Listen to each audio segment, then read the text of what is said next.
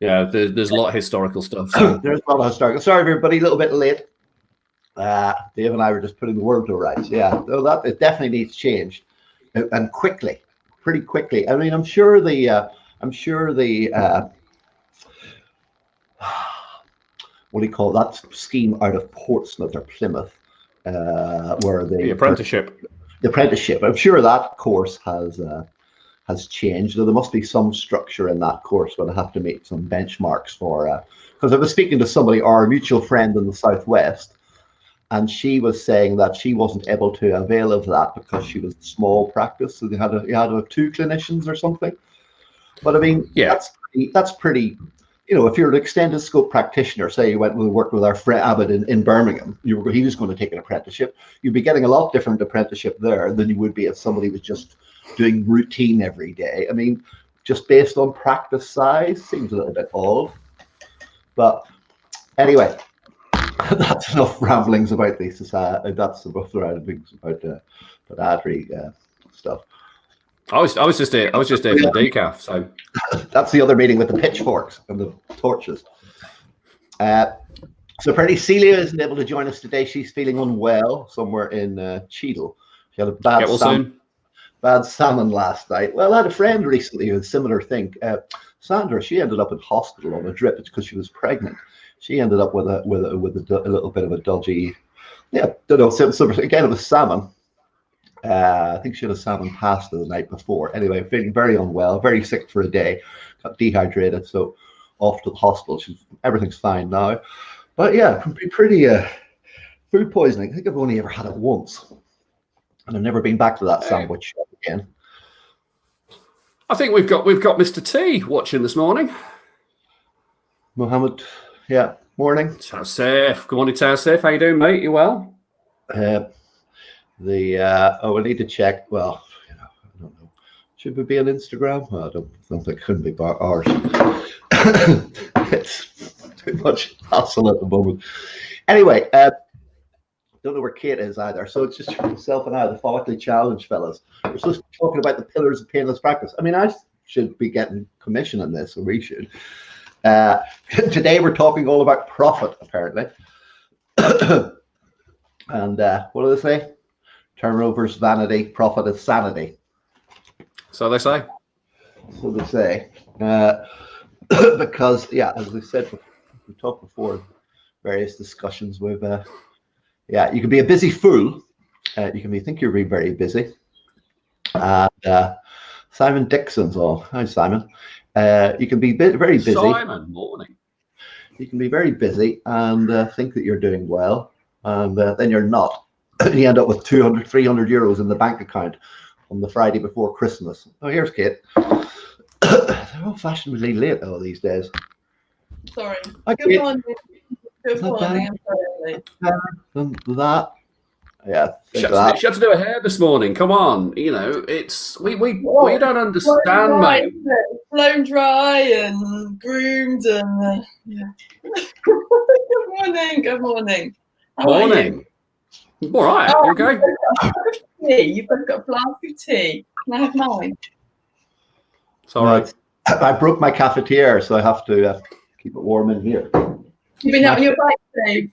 Out your bike, your walk this morning. Yeah, good on you. Bike this morning in the dark. That was fun. 16 miles, I think, this morning. Oh, well done you. Yeah.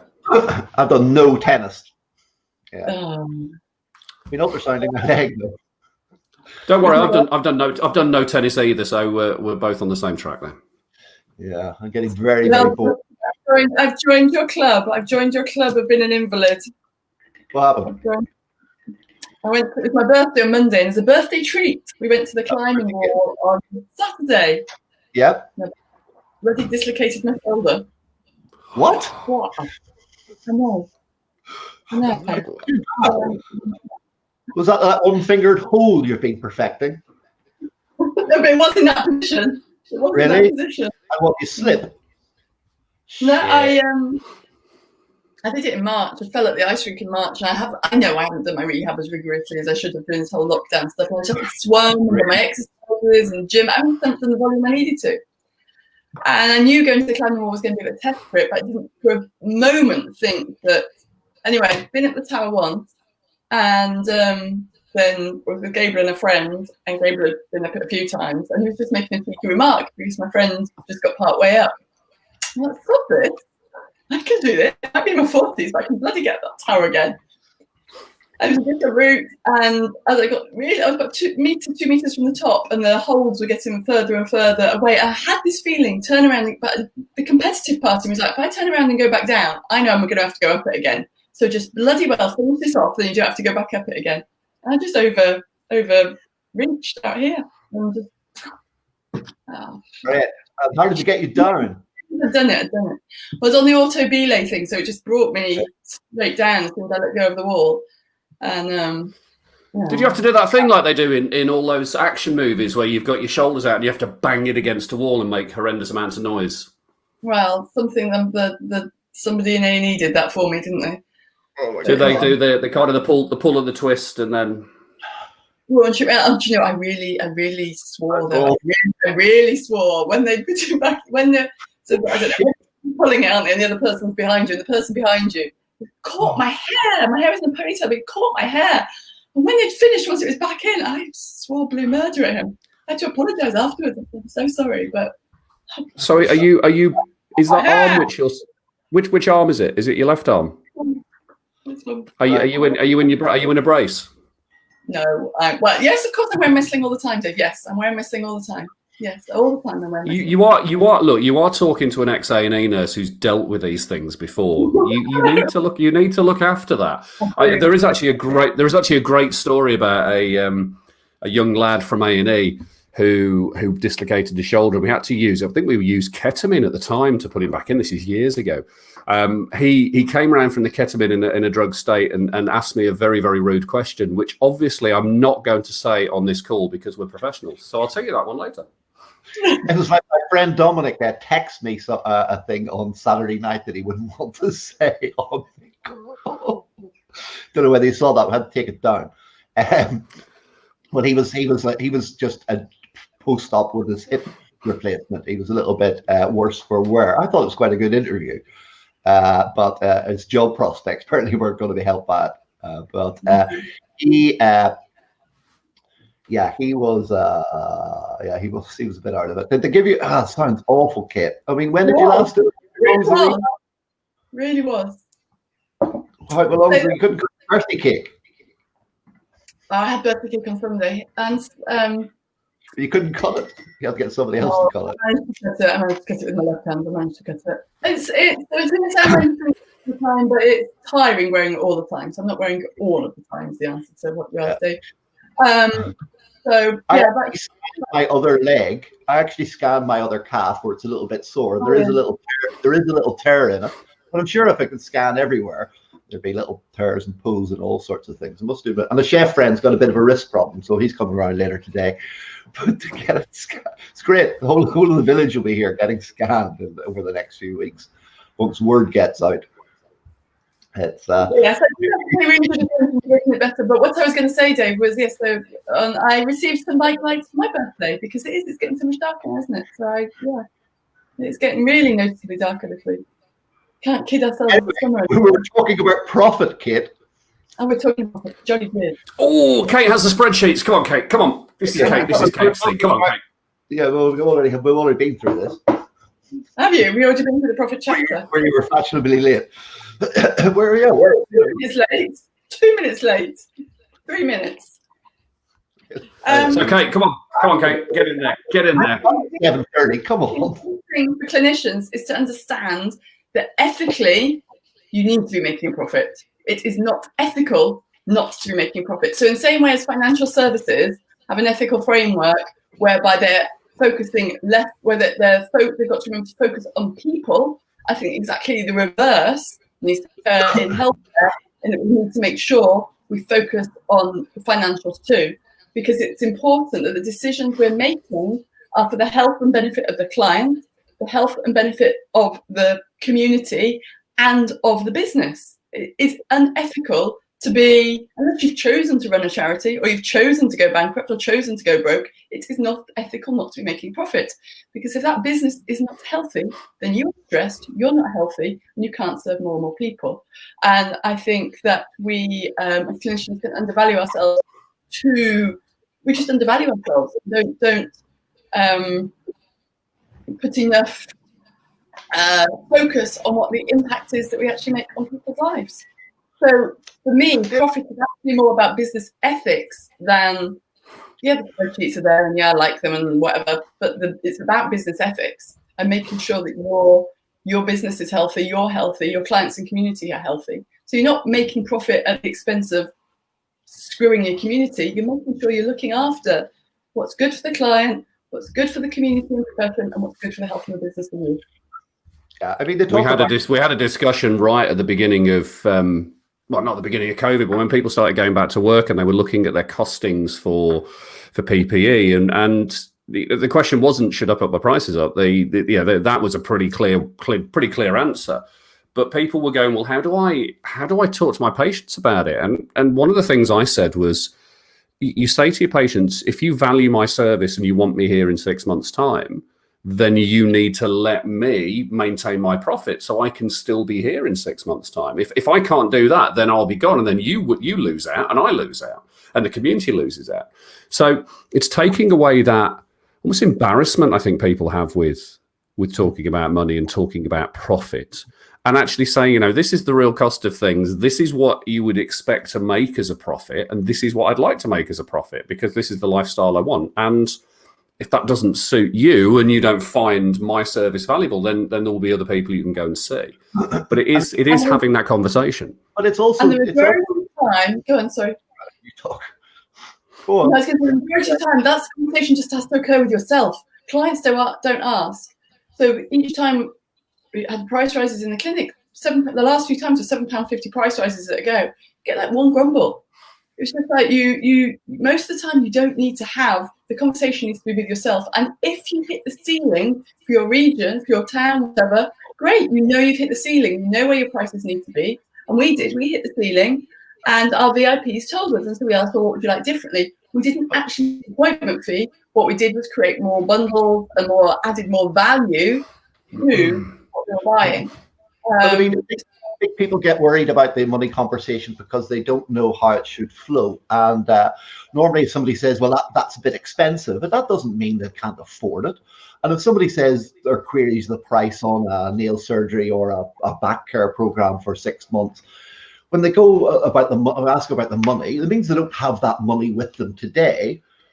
When they say, or I didn't expect to have to, it never doesn't mean no. It's just a different conversation. I used to be awful at that.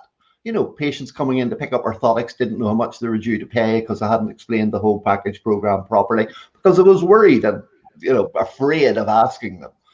And I certainly learned how to do that. It's a, structured conversation. It's never and then say people are out buying shit. I mean, the reason there's so much debt and there's so much credit card stuff and there's so much higher purchases, that £300 or £400 or £500 dollars things that they didn't spend with you today, they're out at the weekend shopping with their credit card, buying another TV, buying another thing, buying stuff on the high street. I mean, the whole retail, the high street is absolutely decimated at the moment. Why? Because the whole thing's built on credit and just shopping. I mean, another shopping centre used to be packed at weekends. People buying shit they didn't need, where they'd been in with the physio, the chiro, the dentist the week before, and they decided not to pay that 500, 1,000, 2,000 to get that long-term back problem sorted out, because they decided, we'll just buy another TV or a new phone. They'll be queuing up for the new iPhone soon, but yet they won't pay for a bit of physio, a bit of back care. Bullshit. Sorry. You had me at new iPhone. Then that was you were just that was like a carrot just dangled in front of me. I'm on my 4th screen on this bloody one, and it's going to get. I shouldn't say it's been insured. It's going to get lost very soon because it's. Justin? Did I ever tell you what the family business was for my dad? It's insurance, but yeah. We're live on wherever we're live. Around the world. You know, it may get lost soon. You know, don't know. But the research,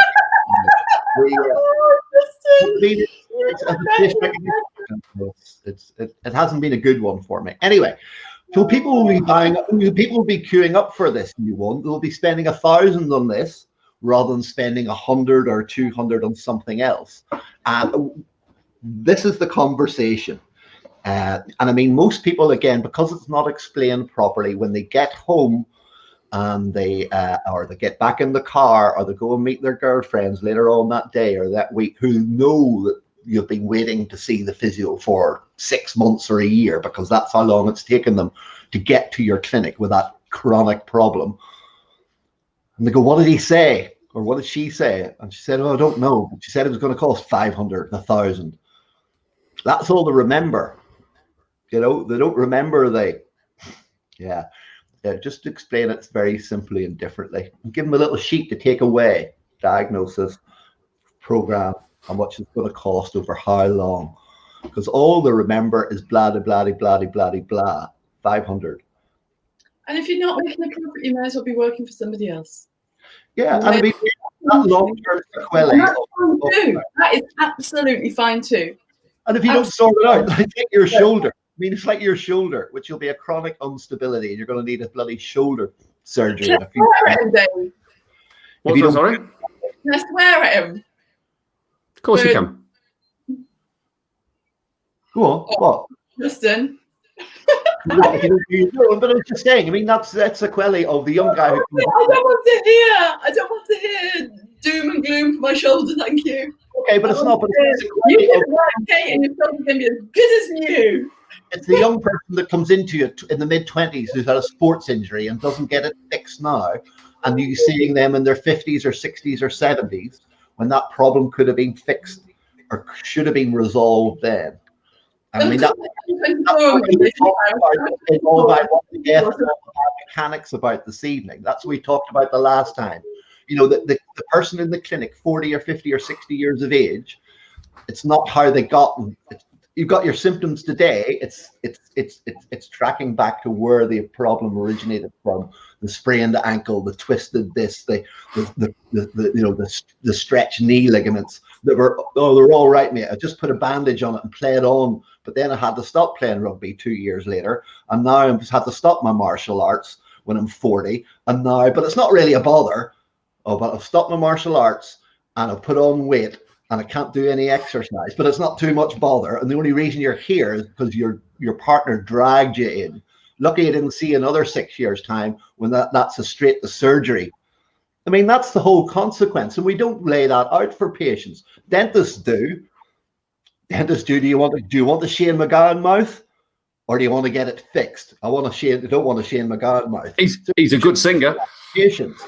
I don't know who Shane McGowan is. Who's Shane McGowan? You found the Pogues. Come Fairy Tale of New York. Raining Night in Soho is my favourite, but a lot of other Pogue stuff is unbelievable. So, Mr. Blake, let's track this back to profit, because all of the things you're talking about there are innocuous problem, not dealt with, gets worse and worse and worse over time when you don't notice the change, and then suddenly what you have is you have a chronic problem. Now, if we look at that in terms of profit, where people are going, you know, people have a problem where they don't look at their profit and their pricing at the very beginning. They don't look at how they manage those processes.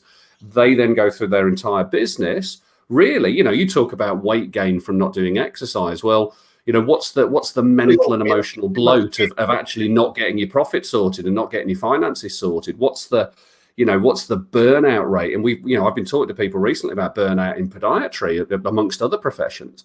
And how does not getting your finances and profit at the very beginning and then bringing that all the way through, how does that poor practice actually lead to you having real struggles later on? Because it will track back. Yeah, I mean, that whole, we know the sequelae of your shoulder kit. And if you were a patient, you were to be explaining that to your patient in pretty concise terms. And I think we're worried about that. We're a dentist. We know the consequences of not getting that. Kate's here. No, that's Kate different. There's Shane McGowan, yeah. Add to the stream. That's Shane McGowan. So you don't want to end up like that, do you? No, we're dentists to know that. or people know that. So if you go with a toothache, you know the consequences are, if you leave it, it's going to get worse, and the pain's going to get worse, and you're going to get a tooth extracted. And now the dentist wants to lump an implant in at $2,000. He just doesn't want to take it out and throw it on the floor. Now that's the consequence. But I mean, if we don't explain that, not in a scare tactic way, but the consequences are, I know somebody like you, when they didn't get that fixed, they didn't end up not playing, and they did that. Because now, if I can throw my shoulder out, I'm not going to ski again. I'm not going to climb it. There's so many things. There's so many, and it was really interesting because on Sunday, because friend had said, right, well, that's skiing out, that's this out, that's that out. Sunday, as soon as I saw my mum, well, my mum laughed first of all. I was like, thanks, mum. But anyway, but she was like, she really was like, hey, you've got to sort this out because you can't live your life with can't do's. You might have turned 44 and not 24, but you need, that she really understood that to be the whole of me, I have to be able to do all these activities. So I have to really work on this shoulder really properly this time. It did scare me. Simon wants to know, should healthcare economics be taught at undergraduate level? Of course it should. I mean, people just think, again, we're the health service, we're all health service trained, but think there's no cost. You're mad. I mean, the cost of treating one patient in the health service must be huge, with hospital costs and the lighting, the electricity, the porters, the whole thing, the CSSD, the whole shaboodle, for them to sit in front of you. And this is the same with my new podcast that's out. Anybody seen it on Spotify yet? Had a listen and a like? I did see it because this No. Long link. My new Justin Blake's Podiatry Fast Track Plan podcast. If anybody wants to go to Spotify, and it's a bit of a mouthful, there, isn't it? Doesn't really roll off. That doesn't really roll off the tongue. It's just called the Fast Track. Can you Irish dance, Justin? Can you Irish dance? Can you Irish dance? Can you do Irish dancing? Yes, of course, can, Kit. Can we actually just pull it back to Simon's comment, because I think Simon's question is a really, really good one, and I don't think we've done it justice really. The answer, yes, is it should be taught at an undergraduate level. But what's if we think about it, if you want to go and be a private practitioner and run your own business, then you need to take more focus on that. But if you're an associate within a practice, or if you're working for the NHS and you understand the economics, it means that you work with those businesses in a very different way. I mean, how many times have we heard people who, you've had an associate in your clinic who's then gone, you know what, you're taking 50% of what I bring in. This is easy. I'm going to go off and do it. And then 5 years later, they realize that it ain't easy at all. And that's a really interesting kind of thing. And yeah, absolutely. I'll share actually a very, very quick story from. There's lots of work going on at the moment with the Foot Health Consortium, looking to bring all different people and foot health training bodies in together in one place. And there was a webinar they ran earlier this year, I think March this year, just when COVID hit. And there was a conversation going on in the chat, and I was chatting with a couple of people who were service managers, and one of them, we said, well, private practice isn't really mentioned within this, and it really needs to be considered because most of our profession, podiatry, is in private practice. And somebody said, well, teaching business and teaching marketing and teaching all of these business things at undergraduate level shouldn't happen. That's not what it does. And my comment quite simply was, if you want to have a profession the other side of COVID, it's not going to be what's the next heel pain webinar I can go on, or what's the next kind of clinical skills thing I can go on. It will be, how do I run my business better? How do I make a profit? How do I market my business better? And how do people know what I do? And I think, Simon's question is absolutely spot on. It's a brilliant question. Yeah, it's a great question. In healthcare economics, I remember being at the first transatlantic wound care conference in Galway. Must be 10 or 12 or 14 years ago now. Anyway, one of the topical guys who came on was a healthcare economist. And we were talking about diabetic ulcers and things. He was just like, this is pretty radical. Just lop it off, below knee amputation. That's it. That's healthcare economics. That costs $2.5 to $3 to do, and give them a prosthetic. Treating somebody with a diabetic ulcer, chronic ulcer, for 10, 15 years. Do you know the cost of that? Hundreds of thousands. He was like, lop it off. He was like, give them a below knee amputation, give them a prosthetic, and kick them out. Better quality of life. No, don't spend your whole life traveling to and from hospitals for wound care. When's it going to get better? When's it going to get better? Just lop it off, mate. That's pretty radical. And that was very similar to the post I did on my personal Facebook wall earlier this week, which I know Simon commented on as well, where I was actually talking about the fact that I very nearly looked at amputation. Well, I did. I actually contacted the surgeon about to have amputation in 7 years ago when I was 40 because of that very same thing. What are the longer term consequences of having a foot which doesn't function as well as it should do with a previous history of ulceration? What's the longer term problems? So I think you have to consider every option.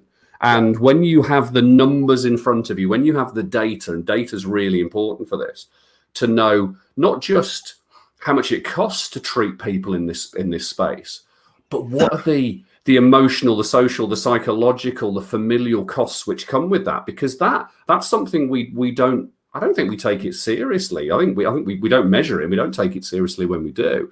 So it's considering all of those options. We're changing people's lives. We're changing people's lives. You're changing people's lives. You're not changing people's lives cutting their toenail. You are changing people's lives. I challenge that because I think that even the smallest thing you can change people's lives, but you've got to, but that's a very, very small thing for us because we do it all the time. Well, when we have those in practice, but for that patient, it could be a completely life-changing thing. It could bring mobility back where they haven't have it. It could reduce pain where they've had pain. It could mean they can put certain shoes on. So I would challenge that and say that it does change lives. It does change lives, and it may save feet getting chopped off later on. But it's but again, back to like a profit. And before you came on, Kate, it was like the turnover is vanity, profit is sanity. And I mean, we used to work out that a couple of practices, some of the practices were 3,000 or 4,000 just to open the door on a Monday morning. All those costs, and that was on the first podcast with Jerry Durham. We opened with, patients just don't appear like Aladdin in a puff of smoke. Poof. There's a cost for them to sit in the clinic in front of somebody. There's a whole cost associated with that, whether that's 70 or 80 or 50 or something euros, dollars, pounds, yen. It's and that was one of the first things when I was training people. I made clear that if there's somebody sitting for you that costs 75 euros to get there, yet they're paying 75, well, you're not making anything. So if they got going on to further treatment and they've got a long-term chronic problem that they've had for 3-4 years and we've pre-screened them and they're sitting in front of us, why aren't they then going on to further treatment? And that gets back to all your patient retention kit and your KPIs, all those sort of things. All those sort of things must be doing it. And if they're not able to do it, see you, Simon. He's off the school run. I think what we're describing for me is, I think the financials are like an output. It's almost like, to me, like the musculoskeletal system of the business. You've created the business is a living entity with organs, with anatomy and physiology, and the flow, with Justin's describing how interconnected everything is. And the movement that's created, the speed that you can run, that you can ride your bike, that whether you can move your shoulder or not, and that's kind of the speed that you can climb a wall or not. Yeah. If you view it as a musculoskeletal output, then the energy generated, then you want it to be healthy. If you haven't got profit there, then something else is really important than the rest of it. Sometimes it's also a mindset. I mean, it's a mindset. If you get people in, I'm 50 now, what are you talking about? I've got guys running marathons at 82 in Dublin. You get this mindset of people like, I'm old now, when they're 50 or 60. What are you talking about? You're only getting going. You're only halfway there. I am. Told you this before. It's let's just take. We know you're a bit Bon Jovi with that, and that's absolutely fine. But let's take it back and let's look at what's that? What's Bon Jovi with what? You're halfway there, living on a prayer. Come on, keep up. I was wondering how John Bon Jovi is, and how well, John Bon Jovi looked pretty good up until he was 50. Then I think he went downhill, but that's a whole other story. No, I think John Bon Jovi still looks pretty good. But anyway, what I was going to say is, if you're watching this, listening to this, whatever it is, and you're going, if you've got this far, then fair play to you. But if you so even Simon's gone. But if you get to the point where you go, all of this stuff I know I need to address, but it's just not for me. What you need to do is go back and look at the chapter before. Go back and look at the people chapter and go, right, if this isn't my sweet spot, who can help me with this? And what do I need to do to get that to work? Because, knowing the details, knowing the numbers, and even if they're not what you want is a great place to start. But if you then go, who can help me? and how can I use their expertise to help me, and how can my expertise help them, then it's a win-win-win. Yeah, I can help you. It took me years to figure out. And we've all made mistakes and all tried different variations of things. I mean, the stuff we used to try to do, it is very, very simple. It's just the right words and the right words in the right order. The same words in a different order just makes people think differently. How would that make you feel if you weren't able to go and dance? How would that make you feel, Kate, if you weren't able to go and pick up or lift something? That makes you think, oh, what they're fear of missing out of. Rather than trying to scare them into it's going to be a problem, it's the missing out of. That's what people are there for after 6 months, 2 years, 5 years. Tell me about that again. But you've had that pain for 5 years, so why really? Oh, it's that trip that I'm going to miss out on. It's my independence and mobility that I'm worried about. It's not being able to run and play with the grandkids. It's being made foolish that I'm not going to be able to keep up walking with the girls when I go hill walking next weekend. That's what they're worried about. It's not the pain. They've had that for years. Stop. Do you know what, Justin? Do you know what time? Do you know what time it is? Do you know what time it is? It's still pain. It's all we're told. But this is the thing. We're told to treat pain. It's all about pain, and it's all about pain scales, and it's not about function and fear of losing what you're going to lose out on. Jesus Christ. Yeah. You're going to lose out on. That's what people are there for. When you I think the word you're looking for there is animated. When you realize that, and you just talk to people like that in a different way, and it's talk to your aunt. It's not scary, and of course there is a cost to that, but there's also a cost. Right. So today we've been talking about profit, and profit is critical for the health of your business, for the health of your community, and the health of your clients. So when you're thinking about the financials, making sure you're thinking about it as the health of your business and how it can make a contribution towards the people you want to be serving. And that includes you and your family, because your business is serving you and your family too.